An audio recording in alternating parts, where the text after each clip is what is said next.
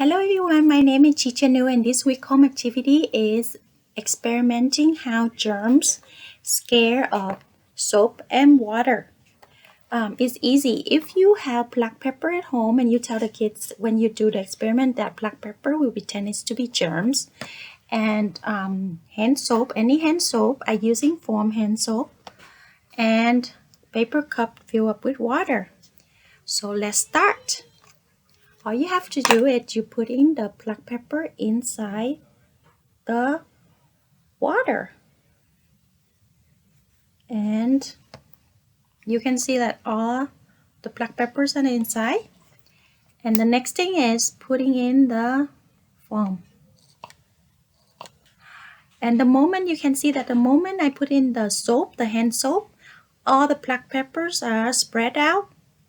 And you can explain it to the kids that when you use soap and water to wash your hands, the germs will be washed away or it's running away. So germs scare of soap and water. That's all for today. So I hope you enjoyed these activities and thank you for watching and see you next time. Bye.